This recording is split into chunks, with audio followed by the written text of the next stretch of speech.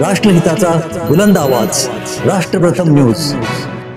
कोल्हापूर शहरातील खाऊ गल्ली परिसरासह विविध ठिकाणी रहदारीस अडथळा निर्माण करणाऱ्या वाहन चालकांविरुद्ध शहर वाहतूक नियंत्रण शाखेकडून कठोर कारवाई करण्यात आली आहे।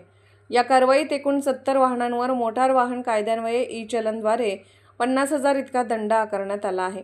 शहरातील पितळी गणपती चौक, धैर्यप्रसाद चौक, वेस्टसाइड मॉल, शाहू टोल नाका, खाऊ गल्ली, दसरा चौक, सावित्रीबाई फुले हॉस्पिटल चौक, बिंदू चौक, खासबाग मैदान परिसर अशा ठिकाणी अनेक वाहनधारक आपली दुचाकी व चारचाकी वाहने अस्ताव्यस्तपणे उभी करून वाहतुकीस अडथळा निर्माण करत होते।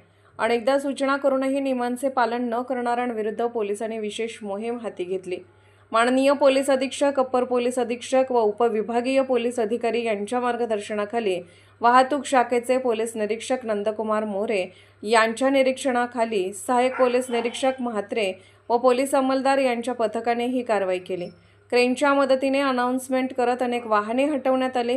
वाहतूक शाखेने नागरिकांना आवाहन केले आहे की खाऊ गल्ली व शहरातील गर्दीच्या भागात वाहने उभी करताना रहदारीस अडथळा निर्माण होणार नाही याची दक्षता घ्यावी।